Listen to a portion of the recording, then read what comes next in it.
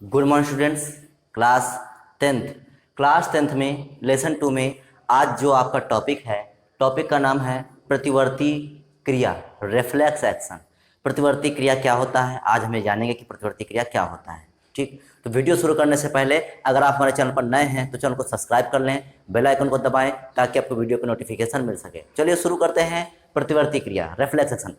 आप लोगों ने देखा होगा कि आप लोग कहीं जाते हैं या कहीं जा रहे होते हैं और कोई वस्तु या कोई भी चीज़ या कोई भी कीट आपके आंखों के सामने एकदम से आ जाता है तो क्या करते हैं, आप अपनी आंखों को बंद कर लेते हैं। ठीक, तो इस प्रकार की ये सब जो क्रियाएं होती हैं, या आप जो रात में होते हैं और कोई आपके आंखों पे अचानक से टॉर्च लगा दे या लाइट लगा दे तो आपकी आंखें तुरंत बंद हो जाती हैं। तो ये जो सब क्रियाएं होती हैं ये बहुत ही तेज़ी से होती हैं और इन्हीं क्रियाओं को प्रतिवर्ती क्रियाएं कहते हैं। तो हम जानेंगे इन्हीं प्रतिवर्ती क्रियाओं को कि ये होती कैसे हैं। हम लोग ये तो जानते हैं प्रतिवर्ती क्रिया क्या है, लेकिन ये नहीं जानते कि ये कैसे होती हैं। तो चलिए आइए इनको जानते हैं, परिभाषा जानते हैं इसको। किसी उद्दीपन से होने वाली स्वचालित, जल्दी से और अनैच्छिक क्रिया को प्रतिवर्ती क्रिया कहते हैं। मतलब किसी उद्दीपन से, इसका मतलब क्या, उद्दीपन क्या है, जैसे कोई मधुमक्खी या कोई भी कीट आपके आंखों के सामने अचानक आ जाए या आंखों से टकरा जाए तो आपकी आंखें तुरंत बंद, उससे पहले बंद हो जाती हैं। तो जो वो कीट था वो आपके आंखों के लिए क्या हो गया, एक उद्दीपन हो गया। ठीक, जो भी चीज़ें होती हैं वो क्या होता है, एक उद्दीपन होता है। तो उद्दीपन से होने वाली स्वचालित, स्वचालित मतलब ये क्रिया हमको करनी नहीं पड़ेगी, ये अपने आप हो जाएगी। ठीक, क्योंकि ये स्वचालित होती है। जैसे हम लोग साइकिल से या मोटरसाइकिल से कहीं से, बाइक से कहीं से जा रहे हों जल्दी से और कोई चीज़ सामने अचानक आ जाए तो हमें सोचना नहीं पड़ेगा, हमारे जो ब्रेक हैं वो अपने आप जल्दी से लग जाएंगे, ये अपने आप हो जाएगी। तो इन्हें बोलते हैं स्वचालित, मतलब अपने आप हो जाना, स्वचालित, जल्दी से, क्योंकि ये बहुत जल्दी हो जाती है, जल्दी से। और अनैच्छिक क्रिया को प्रतिवर्ती क्रिया कहते हैं। तो जो प्रतिवर्ती क्रिया है ये उद्दीपन से होने वाली स्वचालित, अपने आप हो जाती है, जल्दी से, बहुत जल्दी हो जाती है। और अनैच्छिक, क्योंकि ये हमारी इच्छा पर निर्भर नहीं करती। जैसे किसी ने अगर हमारे आंखों पर रात में टार्च लगा दिया तो आंखें ये नहीं पूछेंगी कि हमें आंख बंद होना है या खुला रहना है, वो अपने आप ही बंद हो जाएंगे हमारी बिना इच्छा के ही। तो इस क्रियाओं को क्या कहेंगे, अनैच्छिक। तो किसी उद्दीपन से होने वाली स्वचालित, जल्दी से और अनैच्छिक क्रियाओं को प्रतिवर्ती क्रिया कहते हैं। इनका नियंत्रण मेरुरज्जु द्वारा होता है। मोस्ट इंपॉर्टेंट, इनका नियंत्रण किसके द्वारा होता है, मेरुरज्जु के द्वारा होता है।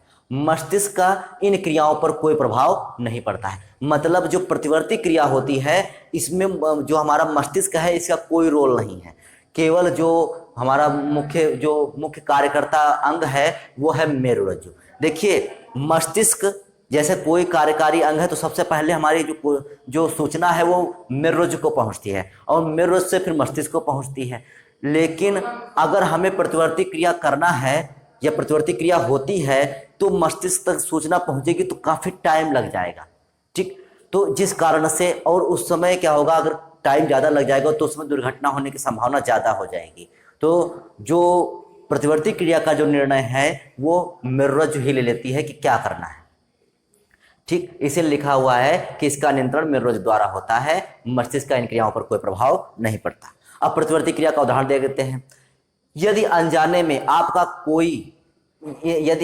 में आपका हाथ किसी गर्म चीज से छू जाए, जैसे कोई गर्म वस्तु रखी है और आप कहीं बात कर रहे हो और अचानक उस वस्तु पर हाथ रख दें तो तुरंत आप हाथ को पीछे खींच लेंगे। या आपका हाथ रखा हुआ है और कोई व्यक्ति उसमें सुई चुभो दे तो आप क्या करेंगे, तुरंत अपना हाथ को पीछे खींच लेंगे। वही, यदि अनजाने में आपका हाथ किसी गर्म चीज से छू जाए या आपके हाथ में कोई पिन चुभो दे तो आप तुरंत अपने हाथ को हटा लेते हैं।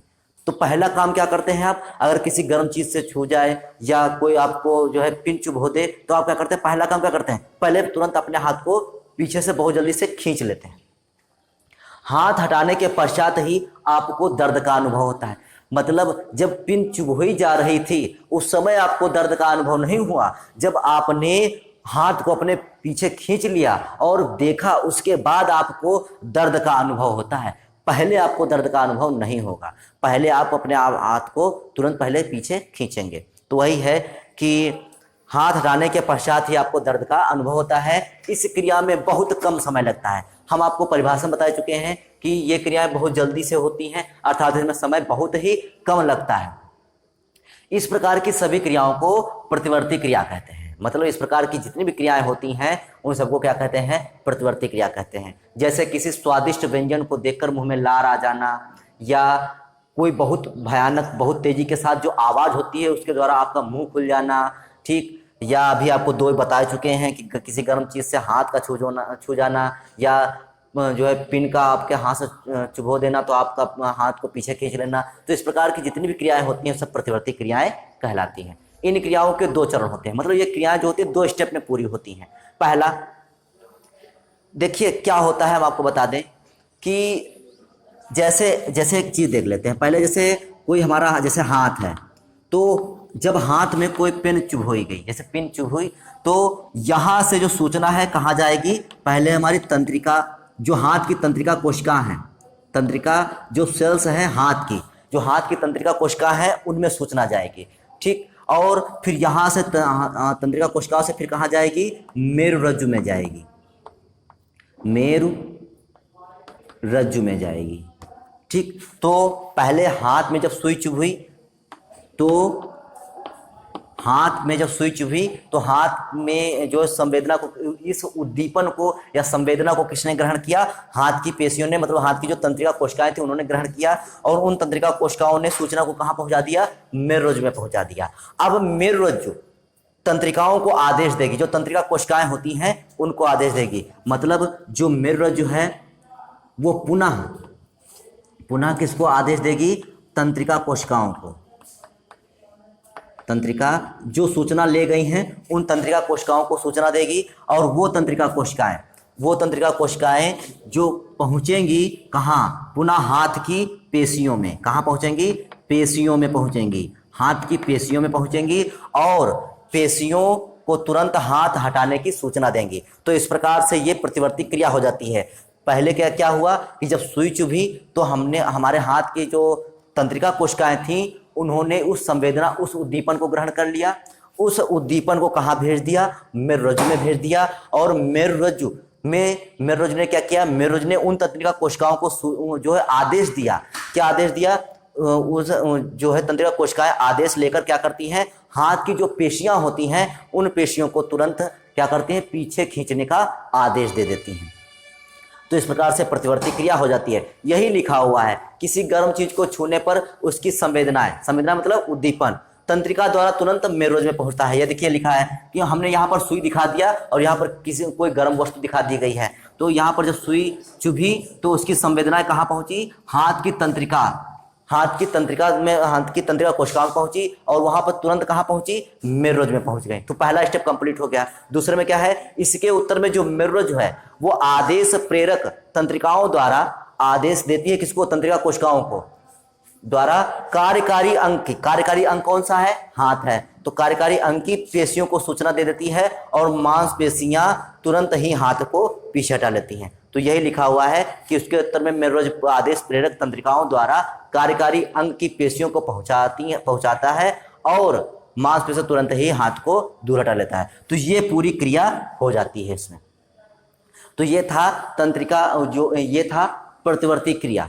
अब प्रतिवर्ती क्रिया कितने प्रकार की होती है, प्रतिवर्ती चाप क्या होता है, ये हम आपको नेक्स्ट वीडियो में बताएंगे। तो उम्मीद है कि ये टॉपिक आपको समझ में आया होगा। अगर फिर भी आपको कोई दिक्कत लगती है तो आप कमेंट कर दीजिए, हम आपकी समस्या का समाधान करेंगे। तो आज केवल इतना ही, बाकी फिर कल मिलेंगे एक नेक्स्ट वीडियो के साथ। तब तक के लिए धन्यवाद।